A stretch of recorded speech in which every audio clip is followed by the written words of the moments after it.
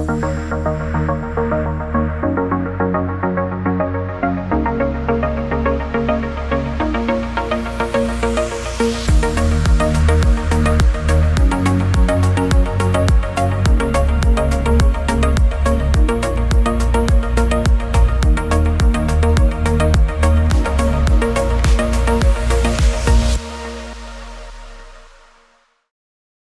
bonjour à toutes, à tous. Écoutez, je suis vraiment heureuse d'être parmi vous aujourd'hui à l'occasion de cet atelier sur la francophonie économique. Il s'agit de l'un des premiers événements auxquels je participe en présentiel. Alors, je ne peux pas vous dire à quel point ça fait du bien et j'espère qu'il en est de même pour vous. Et je salue évidemment les gens qui sont à distance. Au nom de la ministre des Relations internationales et de la francophonie, Madame Nadine Giraud, je tiens à souhaiter la plus cordiale des bienvenues, bien sûr, à Geoffroy Monpetit, qui est administrateur de l'Organisation internationale de la francophonie, qu'on abrégera pour la suite à OIF, qui a fait le déplacement au Québec pour cet événement. En pleine relance post-pandémie et à quelques semaines du sommet de la francophonie qui se tiendra à Djerba, je me réjouis d'avoir votre point de vue, M. Monpetit, sur le potentiel de la francophonie économique pour nos entreprises et évidemment celles d'ailleurs. Je salue aussi les membres du panel et Mme Proulx d'être avec nous aujourd'hui. Cet espace francophone aujourd'hui regroupe 1,2 milliard d'habitants et plus de 312 millions de personnes parlant français, dont 59 % en Afrique. Il s'agit d'un potentiel économique considérable. Ces 88 États et gouvernements représentent 16 % de la richesse mondiale, 20 % de tous les échanges commerciaux et 14 % des ressources minières et énergétiques planétaires. Impressionnant. Au Québec, nous nous réjouissons de constater la mobilisation croissante autour de ce concept de francophonie économique. Cette mobilisation a été démontrée lors de la rencontre des entrepreneurs francophones organisée par le Mouvement des entreprises de France à Paris, tout dernièrement, les 24 et 25 août. L'événement a rassemblé quelques 500 participants provenant de 31 États de l'espace francophone. Plusieurs représentants du milieu d'affaires québécois ont d'ailleurs participé à cette rencontre et ont pu voir concrètement tout le potentiel que recèle la francophonie pour nos entreprises et je les en remercie d'ailleurs pour cette participation. La langue française, c'est un atout pour faire des affaires. C'est un vecteur de développement économique et un réel levier de prospérité. Elle est au cœur de la nouvelle stratégie économique pour la francophonie adoptée en novembre 2020 par l'OIF, ainsi que par les États et les gouvernements membres, dont le Québec, je vous rappelle, est membre de plein droit. Le français, troisième langue des affaires dans le monde, favoriserait une augmentation des échanges économiques de plus de 18 % entre deux États qui partagent la même langue. La nouvelle stratégie, c'est une pièce maîtresse qui va dynamiser les échanges économiques, les investissements et ainsi que les partenariats entre les États et les gouvernements francophones. Elle vise à renforcer notre prospérité commune dans un souci d'inclusion, de justice sociale, de développement durable et d'égalité. Sa mise en œuvre, c'est une priorité pour le gouvernement du Québec et j'aimerais que les entreprises, les milieux d'affaires y prennent aussi une part active. L'espace francophone recèle de nombreuses possibilités, ne les ratons pas. Par exemple, l'OIF organisera, au cours des prochains mois, des missions économiques et commerciales dans diverses régions de la francophonie. Ces missions représentent une opportunité pour les entreprises participantes d'explorer, d'approfondir tous ces projets qu'offre l'espace francophone dans les pays visités, bien sûr, mais aussi projets entre ces compagnies. La première mission était prévue au mois d'octobre prochain au Vietnam, au Cambodge, mais vous savez, la situation sanitaire nous joue des tours et a contraint un report au début 2022. Il est donc toujours temps de manifester votre intérêt. Faites-nous signe. À l'heure où la mobilisation s'accélère pour mettre en œuvre les grandes orientations de la nouvelle stratégie, le potentiel de croissance du monde francophone apparaît incontestable. Selon les projections, le nombre de francophones pourrait atteindre les 750 millions à l'horizon 2070. Plus des 2/3 d'entre eux seront africains. Actuellement, 6e espace géopolitique dans le monde en termes de population, la francophonie pourrait passer au 4e rang d'ici 2020. 2050, pardon. On ne recule pas, on avance. Le gouvernement du Québec, par son réseau de représentation à l'étranger, est déterminé à assumer le leadership en faveur du développement d'une francophonie résolument économique. Et nous pouvons aller plus loin. Nos 3 représentations en Afrique redoublent d'efforts pour appuyer les entreprises et les gens d'affaires du Québec. Notre représentation auprès de l'OIF, aussi basée à Paris, joue également un rôle clé pour ouvrir des horizons à nos communautés d'affaires. Grâce à leur soutien, nos entrepreneurs peuvent dès à présent devenir des acteurs de cette croissance. Le continent africain, qui regroupe plusieurs marchés en forte croissance, offre de belles occasions d'affaires dans plusieurs secteurs. Pensons spécifiquement aux technologies propres, aux industries culturelles et créatives, aux technologies de l'information, aux infrastructures et au génie conseil ou encore aux technologies éducatives. Pour toutes les entreprises québécoises à percer, qui sont intéressées à percer des nouveaux marchés en Afrique de l'Ouest et au Maghreb, je tiens à le répéter, vous pouvez compter sur l'appui de nos équipes en sol africain, que ce soit au Sénégal, en Côte d'Ivoire ou au Maroc. La stratégie territoriale du Québec en Afrique va être dévoilée d'ici peu, prévoit d'ailleurs des mesures d'accompagnement et de soutien supplémentaires pour développer ces marchés. Je me réjouis de la réponse du milieu des affaires québécoises qui s'est montré très réceptif à l'intensification de notre action économique vers ce continent et qui, j'en suis certaine, saura y faire connaître tout à la fois son expertise et sa créativité. Nous sommes tous et toutes engagés en faveur d'une relance économique vigoureuse, résiliente, qui permet d'atténuer les impacts socio-économiques de cette pandémie qui nous afflige tous, en particulier dans les pays qui ont été durement touchés par cette crise. Le Québec souhaite que les rencontres des gens d'affaires de la francophonie soient régulières et s'inscrivent dans la durée, et le Québec va toujours répondre présent.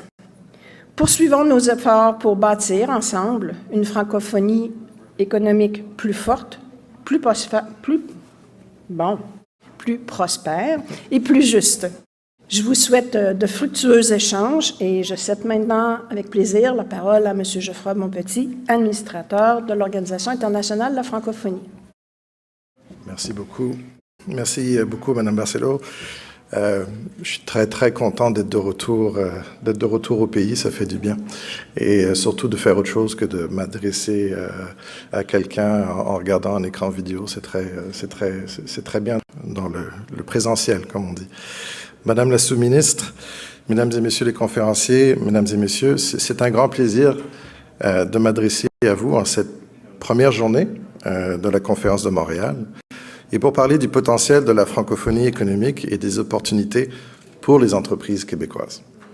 Je remercie les organisateurs de la conférence de Montréal et le ministère des Relations internationales et de la francophonie du Québec pour cette excellente initiative sur une thématique importante pour l'organisation que je représente. Dès 2014, lors du 15e sommet de la francophonie à Dakar, au Sénégal, les chefs d'État et gouvernement ayant le français en partage ont donné mandat à l'Organisation internationale de la francophonie de contribuer au renforcement de la coopération économique dans l'espace francophone et au développement de nouvelles opportunités d'affaires grâce aux atouts de la langue française, notamment à travers l'adoption d'une première stratégie économique pour la francophonie. Les 88 chefs d'État et de gouvernement, membres de notre organisation, ont réaffirmé cette volonté en adoptant en novembre dernier, en novembre 2020, une version renouvelée de la stratégie économique de la francophonie pour la période 2020 à 2025.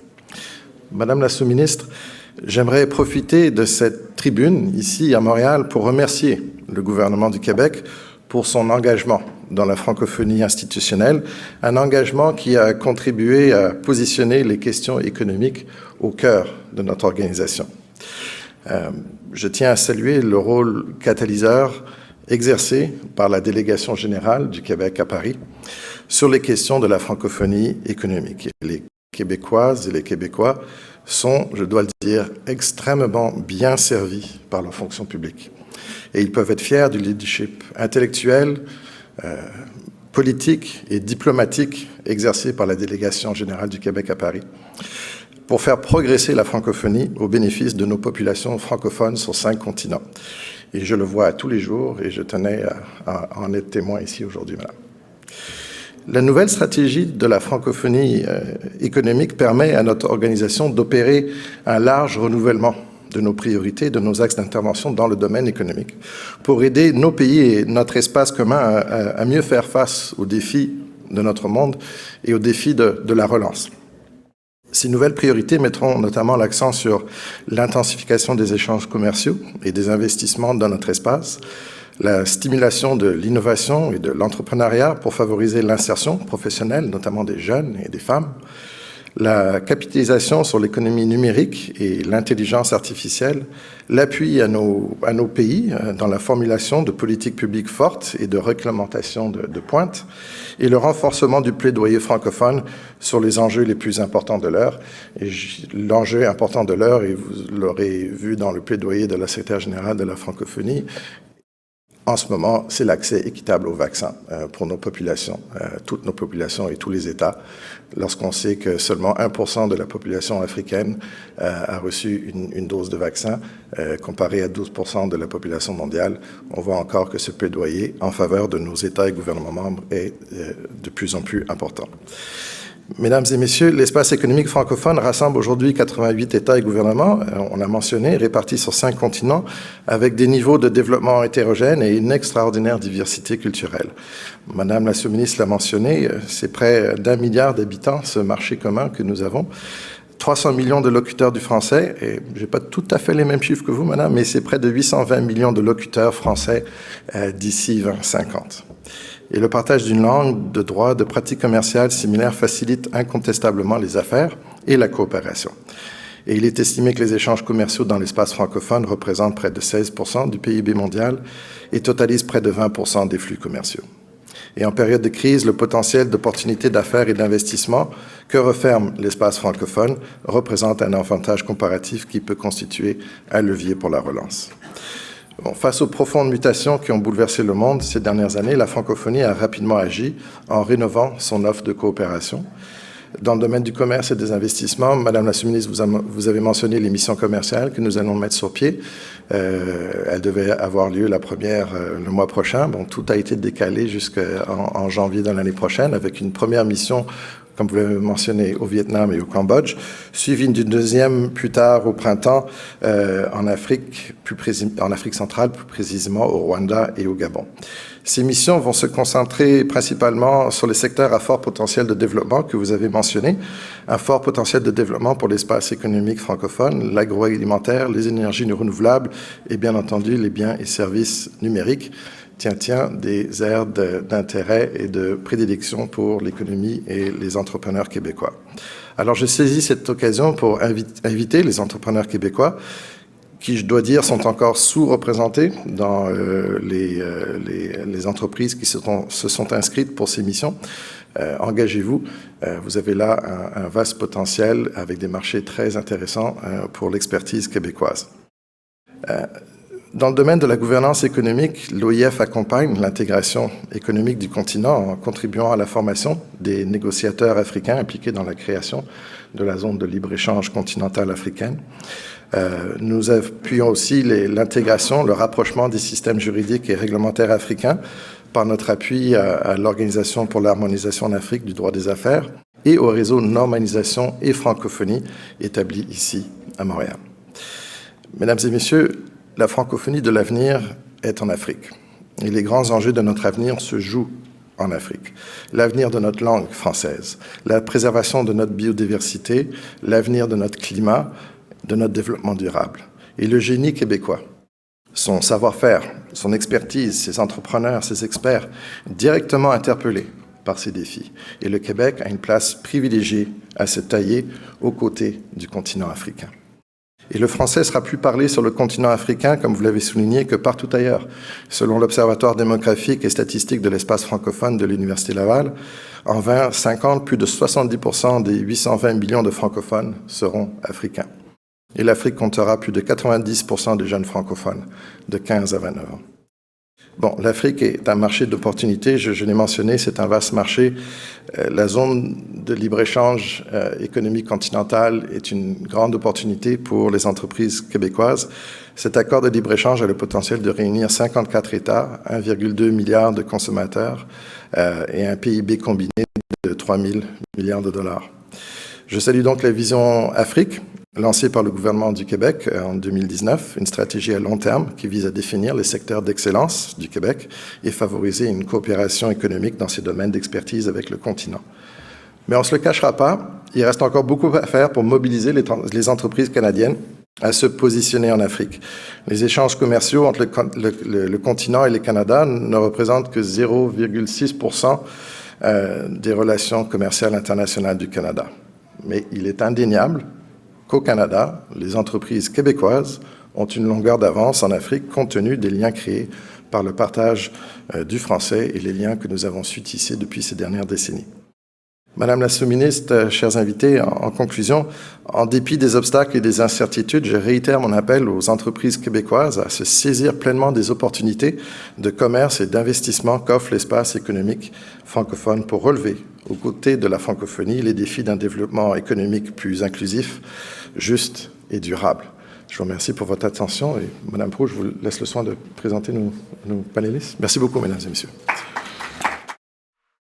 Alors, bonjour à tous. Mon nom est Véronique Proulx. Je suis présidente directrice générale des manufacturiers et exportateurs du Québec. Très heureuse d'être avec vous aujourd'hui pour animer ce panel où on aura la chance d'en apprendre davantage sur les opportunités d'affaires en Afrique francophone, mais également les critères de succès pour les entreprises qui souhaitent y développer des relations d'affaires ou s'y installer. Alors, le secteur manufacturier québécois représente 13 000 entreprises partout à travers le Québec. Nous sommes responsables de 86 % des exportations. Mais 70 % de nos exportations sont à destination des États-Unis. Alors, ça sera d'autant plus intéressant de comprendre concrètement quelles sont les opportunités pour nous en Afrique francophone et de voir comment on peut y réussir avec succès. Alors, on a la chance aujourd'hui de s'entretenir avec 3 panélistes qui pourront nous partager leur expérience. On a M. Iya Touré, délégué général du Québec à Dakar. Bonjour, Iya. Bonjour. Bonjour. On a Mme Carole Robert, qui est présidente du conseil d'administration de Fondation BDA et présidente directrice générale de la société Farm African. Bonjour. Et M. Benoît Lassalle, président et chef de la direction de Aya Gold and Silver et de Windinga Energy. Il est également président exécutif de SRG Mining et de Sama Resources. Bonjour, Benoît. Bonjour. Excellent. Alors, je pense que ça fonctionne bien, on nous entend bien. Alors, écoutez, dans un premier temps, j'aimerais vous entendre sur les opportunités d'affaires en Afrique francophone. Alors, ça fait plusieurs années qu'on entend les gouvernements nous rappeler qu'on ne fait pas suffisamment d'efforts pour diversifier nos marchés, que l'Afrique francophone représente une panoplie d'opportunités, que c'est la voie de l'avenir. Hier, je commencerai peut-être par vous. Parlez-nous des secteurs forts. Quelles sont les opportunités pour les entreprises québécoises? Oui, merci Véronique de cette belle opportunité de parler encore de l'Afrique et de son potentiel. Permettez-moi dans un premier temps de faire un survol rapide des fondamentaux qui font que le monde entier s'intéresse à ce continent. Les pays africains, surtout l'Afrique de l'Ouest et le Maghreb, sont champions de la croissance économique. Avant la période pandémique, le taux de croissance moyen dans la plupart de ces pays avoisinait le 7%. Et même durant la pandémie, les chiffres ne sont pas négatifs, donc ce qui est un signe très positif. Madame Barcelot et puis Monsieur Monpetit parlaient tantôt du facteur démographique. Selon les chiffres de la Banque mondiale, d'ici 2050, la population africaine va passer de 1,2 milliard à plus de 2 milliards. Et le taux d'urbanisation va dépasser les 60%. Donc, 60% de cette population va vivre dans les grandes villes. On a une classe moyenne aussi qui est en augmentation de façon continue. Plus de 70% de cette population aura en bas de 30 ans. Donc, une population jeune, instruite, éduquée et de plus en plus intégrée à des réseaux internationaux. Ça va avoir un impact majeur sur la consommation. Pensez-y, l'infrastructure dont ce continent va avoir besoin. L'énergie, les différentes sources d'énergie pour faire face à cette demande-là. Pensons à... il faut loger ces gens-là. Il faut nourrir ces gens-là. Il faut trouver des jobs pour ces gens-là.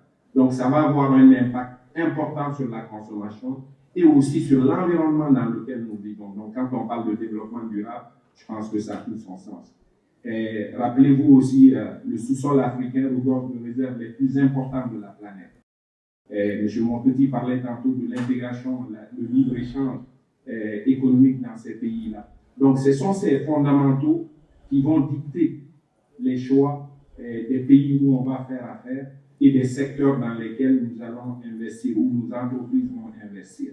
Donc, ces secteurs que je vais vous énumérer, il y a une corrélation directe avec les changements démographiques qui s'en viennent.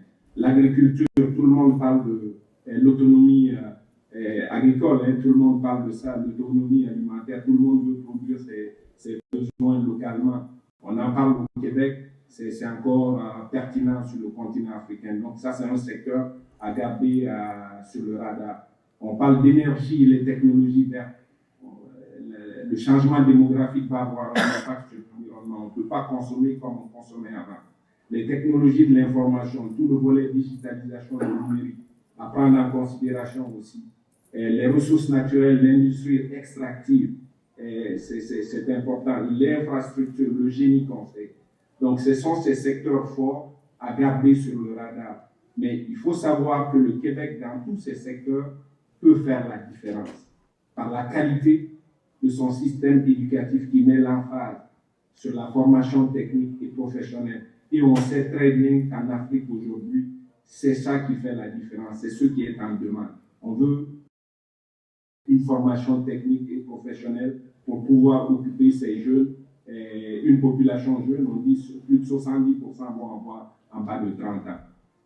Donc, ça fait le tour un peu des secteurs, je pense qu'il faut garder sur le radar dans les années à venir sur le continent africain. Excellent, merci beaucoup, Iyad. Donc, on voit qu'il y a plusieurs opportunités, infrastructures, plusieurs autres secteurs. On a parlé de formation aussi, c'est fort intéressant. Je me retournerai peut-être maintenant vers Benoît. Benoît, vous êtes investi dans des sociétés minières. Parlez-nous un peu de cette industrie-là, peut-être de l'énergie également. Quels sont les secteurs d'avenir? Où est-ce que vous voyez des opportunités dans le futur? L'Afrique francophone, on va parler de l'Afrique francophone. Comme Iyad disait, c'est des ressources naturelles abondantes, exceptionnelles, non développées pour la plus grande partie. C'est des pays qui ont une culture de la mine, qui veulent des projets miniers. Et on parle au Québec du tournant électrique, de l'électrification des transports. On en parle. Et il y a 240 usines de fabrication de batteries dans le monde. Chaque usine a besoin d'une mine de graphite, d'une mine de nickel, d'une mine de lithium. Et personne ne sait d'où ça va venir. Mais c'est certain que l'Afrique francophone va être un grand fournisseur de tous ces produits-là. Puis là, on parle en plus là, de l'aluminium, du scandium. Et l'Afrique francophone a tous ces produits-là. Donc, depuis 25 ans que ça existe, puis qu'il y a des opportunités là-bas exceptionnelles. Et si on regarde l'Afrique francophone, puis on la compare à toutes les autres régions du monde, elle est de loin, ça doit être x5 le nombre de mines qui ont été mises en exploitation versus le reste de la planète, versus le Québec, versus le reste de la planète. Alors, les gens y sont déjà, mais ce n'est que le début. Et la bauxite, en Guinée, il y a les plus grandes réserves de bauxite au monde. En Côte d'Ivoire, il y a du nickel, il y a du cuivre, il y a du lithium au Mali, le Niger est un grand producteur d'uranium. Alors, tous ces secteurs-là qui sont stratégiques aujourd'hui, qui l'étaient peut-être moins il y a 10 ans, mais que là, sont vraiment stratégiques, la plus grande source de tous ces matériaux-là va être l'Afrique de l'Ouest. Excellent, merci. Carole, vous avez percé le marché africain, vous avez un modèle d'affaires qui est peut-être différent de ce qu'on voit de façon traditionnelle. Parlez-nous un peu de votre société et de ce que représente comme opportunité le marché africain pour vous. Oui, merci beaucoup. Alors, nous avons choisi d'opérer par un modèle hybride qui est la combinaison d'une ONG et d'une entreprise commerciale. L'ONG s'appelle Fondation BDA. Et nous sommes heureux maintenant de pouvoir dire que BDA est devenue une organisation internationale. C'est-à-dire que nous opérons maintenant avec des bureaux, avec des employés dans plus de 8 pays africains, avec 167 employés qui totalisent ça. On a 16 ans d'expérience sur le marché de l'Afrique francophone. Et ce que nous faisons, nous travaillons aussi dans les bioressources, mais dans les bioressources botaniques. Donc, on parle d'agribusiness. Et c'est important de mentionner que plus de 60% se situent en Afrique et il est temps de permettre aux Africains de pouvoir posséder leurs propres terres et de ne pas les dilapider au profit d'investisseurs étrangers. Donc, pour ce faire, BDA, nous avons formé une nouvelle génération d'entrepreneurs africains et l'agriculture, on a assisté le passage de l'agriculture artisanale vers une agriculture professionnelle où les entrepreneurs créent vraiment des PME. Productrices d'ingrédients botaniques qui respectent les standards internationaux et pouvant entrer dans des chaînes de valorisation commerciale très normalisées, que ce soit des chaînes agroalimentaires, mais aussi des chaînes pharmaceutiques, des chaînes cosmétiques, qui est un milieu extrêmement réglementé. De son côté, Pharmafrican met sur pied un hub d'innovation et pourra bientôt penser à faire le manufacturing local. Avec l'ouverture aussi de la zone de libre-échange, ça va nous permettre de pouvoir valoriser autant des plantes qu'on peut cultiver que des plantes qu'on est capable de récolter dans la forêt équatoriale avec un impact environnemental extrêmement important. Nous avons été interpellés par la Grande Muraille Verte pour pouvoir développer et valoriser des plantes et des arbres qui vont pouvoir entrer dans les chaînes d'approvisionnement. Donc, en quelques mots, c'est l'ensemble du modèle d'affaires. Et peut-être juste nous rappeler combien d'employés vous êtes présents sur quel marché? Alors, nous avons commencé en RD Congo. Tout le monde connaît notre base en République démocratique du Congo. Notre programme et notre écosystème d'affaires, plus la manière dont on a adressé l'accès à la terre, qui a été vraiment une solution très innovante, saluée par l'Union africaine, nous a permis d'une croissance très rapide au cours des 2 dernières années, ce qui fait qu'on se retrouve maintenant au Burundi, Madagascar, au Congo-Brazza, République du Congo, Sénégal, Tunisie, Maroc, bientôt le Bénin, et on a été interpellés aussi par le Rwanda. Voilà.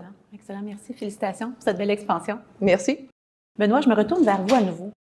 Vous avez fondé et dirigé des entreprises qui sont impliquées dans le secteur minier. Quels sont les facteurs de succès pour réussir en Afrique de l'Ouest? On dit toujours que c'est la patience, la persévérance et évidemment l'accès aux capitaux. Alors, le secteur minier, vu que le Canada est leader mondial avec la Bourse de Toronto, on a accès à des capitaux par le truchement de la Bourse de Toronto, comme les Australiens par la Bourse en Australie ou les Sud-Africains avec la Bourse de Johannesburg. Alors, c'est très, très important d'avoir accès à des capitaux. C'est pour ça qu'on voit les autres pays souvent arriver avec des programmes d'aide, avec des banques de développement, parce qu'ils n'ont pas cette même possibilité-là. Mais nous, avec Toronto, on a accès à des capitaux et on a bâti depuis 25 ans. Nous, notre groupe, on a investi à date en Afrique de l'Ouest près de $1 milliard. Alors qu'on a levé à travers la Bourse de Toronto et on a créé des sociétés à travers presque tous les pays d'Afrique de l'Ouest, là, du Niger jusqu'à aujourd'hui au Maroc, où on a un projet exceptionnel et dominant dans la faille de l'Atlas au Maroc. Alors, l'Afrique de l'Ouest et le Maghreb, c'est vraiment en train de se développer et c'est persévérance, vraiment patience, présence. Il faut être là. Alors, nous, aujourd'hui, on a 700-800 personnes là-bas. Il faut être présent. On va doubler ça dans les prochaines années. Et un des éléments qui a été dit, qui est un vecteur important, c'est la main-d'œuvre. Au Québec, essayez d'ouvrir 10 mines demain matin. Il y a personne. Vous allez mettre vous allez poster des emplois. Vous allez avoir personne. Là-bas, nous, on ouvre 10 postes. On a 2000 CV, là. Alors, c'est ça la beauté de l'Afrique de l'Ouest et du Maroc.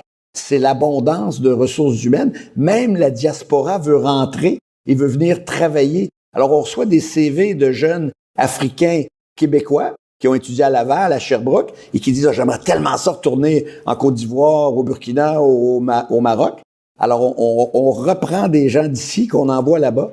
Et ça, c'est un élément important qui est vraiment l'élément de la main-d'œuvre. Alors, on a beau regarder tout ce qui arrive dans le monde, mais il va falloir avoir des employés. On le voit, on n'a plus à Montréal, on n'a plus au Québec. Là-bas, il y en a. Il y en a beaucoup. Ils sont bons. Ils sont même très, très bons. On les forme et on a de grands succès. Vous savez, avant l'international, on disait on gère une mine avec 20% d'expats, donc des Québécois qu'on envoyait là-bas. Aujourd'hui, on gère une mine avec 2% d'expats. C'est ça la différence.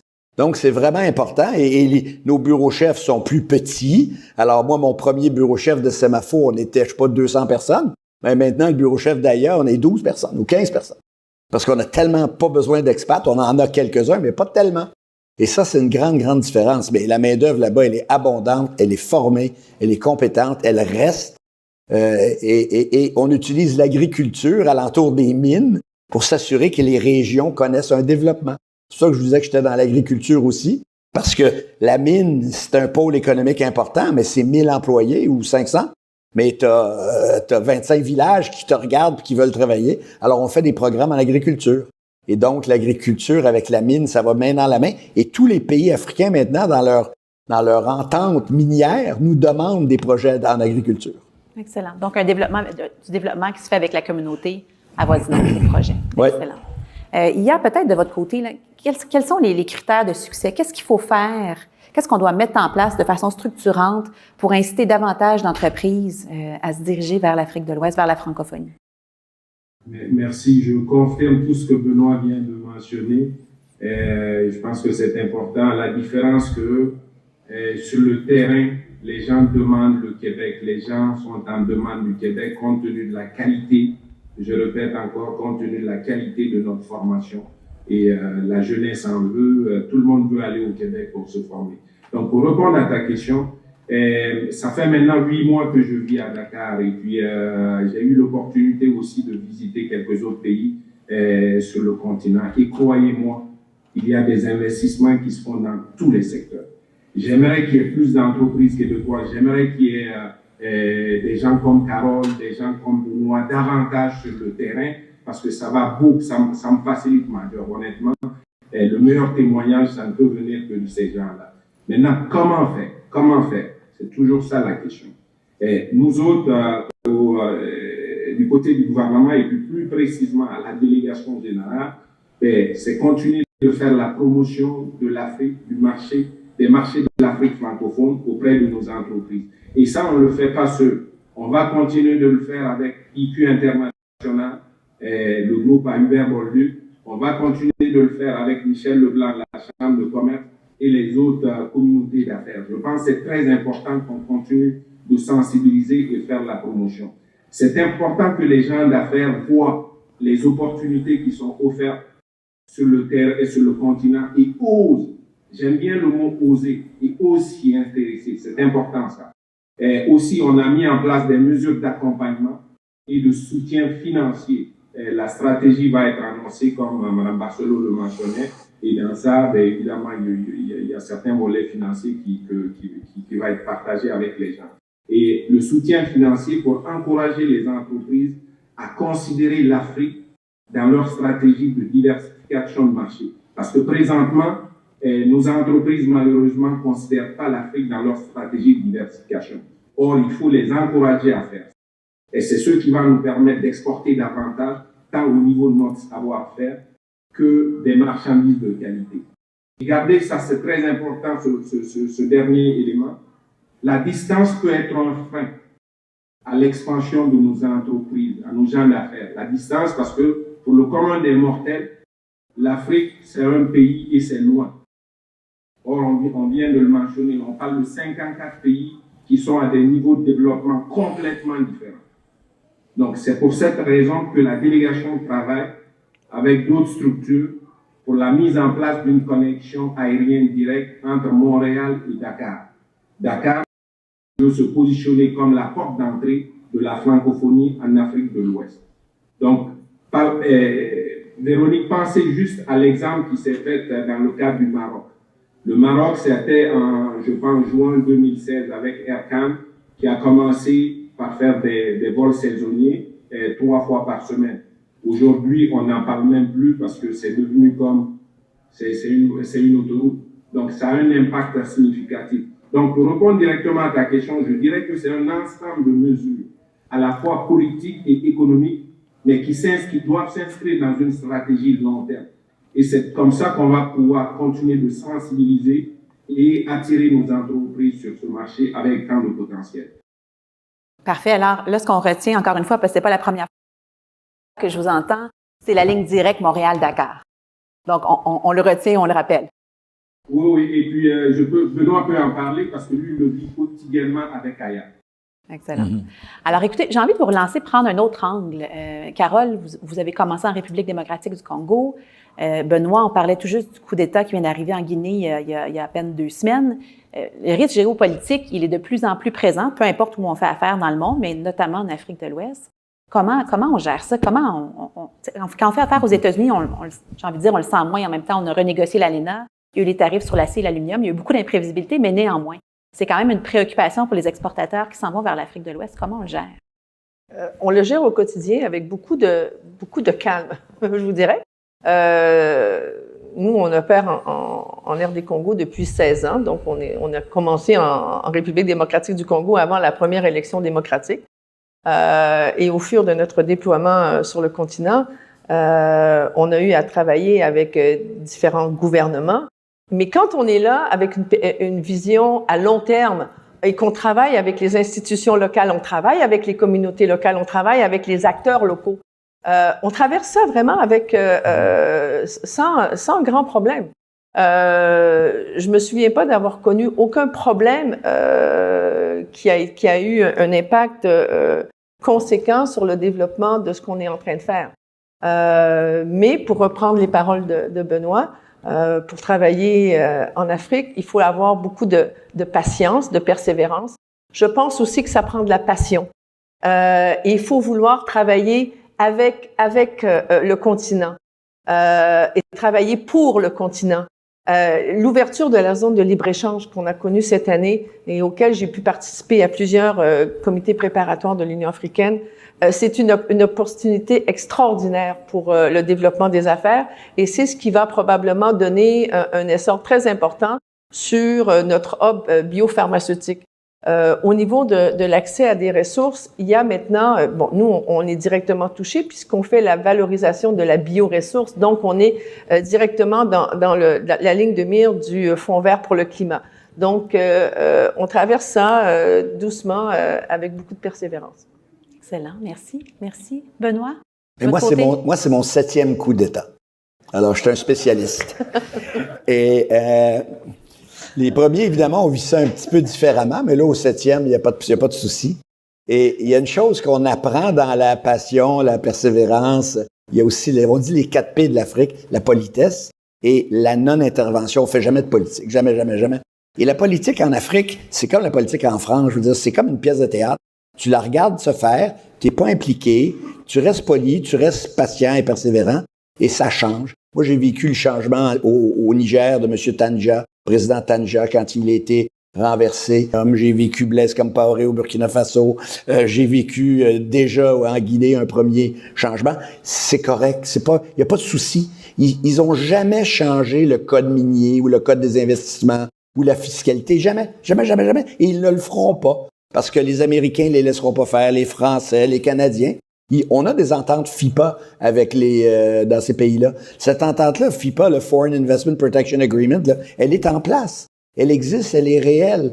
Alors, ils font des changements de joueurs en politique, mais pas de politique, puis pas de... Je veux dire, la Guinée, elle a la plus belle ressource au monde de bauxite, de graphite, dont on est propriétaire, de nickel, cobalt, il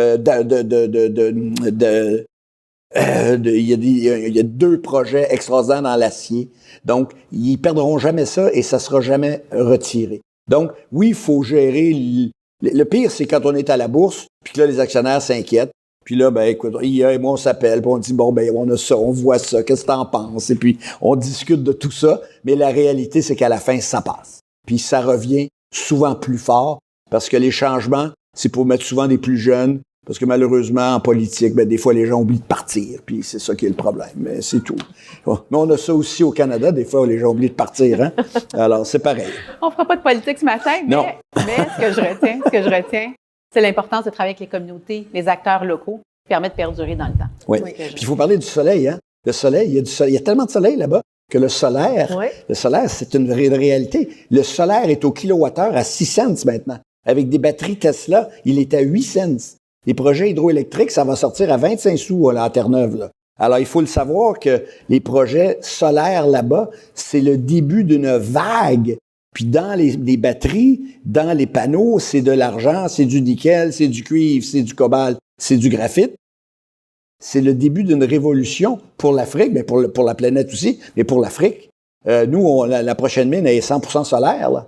Et ça, c'est une réalité qui existe aujourd'hui, là. Et le soleil est bon, l'ensoleillement est excellent. C'est probablement, avec le Chili, les pays les mieux placés au monde pour du solaire. L'Afrique de l'Ouest. Donc, un autre secteur d'avenir, de potentiel pour nos exportateurs québécois. Oui. Excellent. Oui, j'aimerais rajouter, pour renchérir sur ce que Benoît vient de dire, en termes de secteurs importants, au niveau des bioressources, on est en train de vivre mondialement un passage de l'industrie pharmaceutique synthétique vers la chimie verte, la chimie bleue et la valorisation des ressources naturelles. C'est quelque chose d'extraordinaire. C'est il y a un consensus sur ça. Et l'Afrique est appelée à être le premier fournisseur de ces biomolécules puisque la grandeur du continent est là. On a ici au Québec particulièrement des centres d'excellence au niveau de la recherche en biopharmaceutique dans les secteurs de pointe, dans les secteurs cosmétiques, etc. Donc, il y a vraiment une belle opportunité qui se dégage en ce moment. Il y a un momentum définitivement au niveau des bioressources. Est-ce que je vous écoute tous les deux, là, vous aviez une expertise très précise, un core business très fort. Est-ce que la clé, ça a été de trouver des partenaires fiables sur place? Parce que dans les deux cas, il y a eu des partenariats importants qui se sont développés. Est-ce que c'est essentiel d'avoir des bons partenaires locaux pour pouvoir faire affaire en Afrique francophone? Bon, jusqu'à présent, à mon avis, oui. Je veux dire, on peut pas déterminer de faire des affaires en Afrique en n'étant pas connecté avec le continent, en n'étant pas présent, en intégrant dans nos propres structures des gestionnaires et des employés africains et en étant très, très présent dans nos relations avec les communautés, avec les gouvernements, sans faire de politique, mais quand même, il faut quand même... et aussi avec les acteurs économiques. Il y a de plus en plus de chambres de commerce, de structures d'investissement qui représentent... Il y a des entrées uniques. Les pays ont des bureaux d'accueil pour les investisseurs. Et donc, il faut être là et travailler vraiment main dans la main. C'est un peu différent, par exemple, de quand on exporte aux États-Unis où on est dans une relation purement commerciale parfois. Donc, davantage d'investissement, de partenariat pour pouvoir se développer à long terme. Oui. Mais pas besoin de partenariat dans le capital toujours, parce que des fois, ça peut être compliqué, mais de partenariat avec des gens avec qui on travaille étroitement. Mais il faut jamais oublier la présence des ambassades, de l'ambassade canadienne et de l'équipe d'IA pour nous au Sénégal. Ces gens-là sont très, très branchés dans le système. Alors, si tu ne sais pas où aller ou comment y aller, faut que tu parles à nos représentants qui sont là-bas. Eux, ils connaissent les gens, ils connaissent avec qui il faut travailler et pas travailler. Il faut vraiment travailler avec eux, là. C'est vraiment important. Alors, la délégation du Québec au Sénégal, c'est vraiment stratégique de leur parler. Si tu veux t'implanter là-bas, ça va te sauver beaucoup de soucis. Mais tout est. On a un petit groupe, un petit CGI de Montréal qui s'appelle YUL, Y-U-L, qui est partout en Afrique de l'Ouest. C'est le petit CGI. Ben, c'est des Québécois qui ont des bureaux maintenant dans tous les pays, qui soumissionnent sur toutes les offres que parce que les gouvernements ont besoin de gestion des impôts, gestion de la démographie, gestion du parc immobilier, et tout est à faire. Et quelqu'un qui se positionne là-bas peut réussir. C'est être là, un petit peu de capital, évidemment, mais tout est à faire. Excellent. Alors, j'allais me retourner vers vous, puis j'allais dire, il y a des gens qui nous écoutent, qui sont présents dans la salle, qui commencent à s'y intéresser, qui pensent à exporter en Afrique francophone. Ils commencent par où? Ils cognent à quelle porte? Comment est-ce que vous pouvez les supporter? Le Benoît a fait un peu votre pitch en amont, là, et vous a très bien présenté, mais j'aimerais quand même vous entendre plus spécifiquement. Oui, merci Benoît. Je pense que, juste pour revenir, ce qui est important pour nos entreprises, monsieur, madame, c'est de commencer à voir l'Afrique comme une terre d'opportunité, une place où il y a de l'argent à faire. Il ne faut pas voir l'Afrique comme étant, c'est l'assistance. Il y a de l'argent à faire, comme le diraient les anglophones, nous, en bon québécois, il y a de la business à faire là. Deuxièmement, important aussi, les facteurs de succès, Carole l'a mentionné tantôt, c'est d'être présent sur le terrain avec une stratégie long terme et être capable de s'adapter aux réalités locales. Vous parlez de coup d'État, là, Et le coup d'État, Benoît le sait, moi j'ai vu le monsieur le 27 mai, Benoît l'a vu une semaine après moi. Donc ça vous dit jusqu'à quel point on est connecté dans ces milieux politiques-là. Et donc les entreprises québécoises peuvent vraiment compter sur nous. D'ailleurs, c'est la raison pour laquelle le Québec, seulement le Québec, on a 3 représentations en Afrique francophone et au Maghreb. Ces représentations, c'est vos yeux, vos oreilles sur le terrain. Il ne faut pas hésiter, comme Benoît l'a dit, là, de venir nous voir. On vous apporte vraiment de la valeur ajoutée.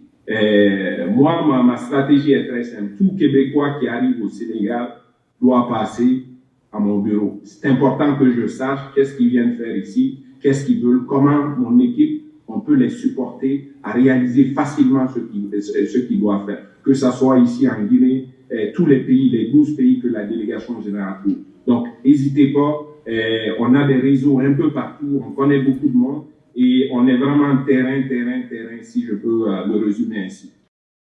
Merci beaucoup, Ia. Alors, je pense que c'est un message fort qu'on envoie aux gens qui sont présents et qui souhaitent développer le marché. Peut-être le mot de la fin en 30 secondes, Carole et Benoît. Quel conseil est-ce que vous donneriez aux gens qui nous écoutent et qui s'intéressent à l'Afrique francophone? Allez-y sans tarder. Moi, ce qui me fascine à chaque fois que je débarque sur le continent, c'est la présence massive de tout le monde est là. Les Français, les Belges, les Suisses, les Italiens, tout le monde est là. Et puis, je me dis, mais qu'est-ce que les Québécois attendent pour le faire? Venez, il y a vraiment effectivement de la business à faire. Il y a aussi des gens extraordinaires à rencontrer. Et comme le mot de la fin, je vous dirais, écoutez, je pense qu'on peut sortir quelqu'un de l'Afrique, mais on peut pas sortir l'Afrique de soi-même. Et quand on y a goûté, on devient vraiment là, imprégné par le continent. Voilà. Merci. Benoît? L'Afrique, c'est une extension du Québec. On est le premier choix. Si on est là, on va être le premier choix. Tout le monde a étudié à Laval, à Sherbrooke, à Montréal. On est toujours avec quelqu'un dont le fils demeure sur Édouard-Montpetit. C'est tout le temps comme ça. Alors, il faut être là. Ils veulent travailler avec nous. Hein? Ils veulent travailler avec nous, puis ils suivent la politique canadienne, québécoise. Ils suivent certaines émissions. On est leur premier choix, mais on n'est pas là. Ils reçoivent des soumissions de la Chine, de la Turquie maintenant, du Brésil, puis tous les pays européens, puis nous, on n'est pas là. Sauf dans les mines, puis là, dans l'agriculture, mais sinon, on n'est pas là. On n'est vraiment pas là. Et c'est malheureux. C'est une grande opportunité. Et je vous le dis, on est leur premier choix. Je sais pas combien de fois, là, je suis devant quelqu'un, je dis, ah oui, ben j'ai étudié 5 ans au HEC. Parle de choses très, très, très Québec. Alors, on est le premier choix, il faut juste être là-bas. Excellent. Alors, on entend le message. Merci beaucoup à vous 3 d'avoir pris le temps, vos propos très généreux. Ça a été un excellent échange. Alors, merci à tous, une excellente fin de journée.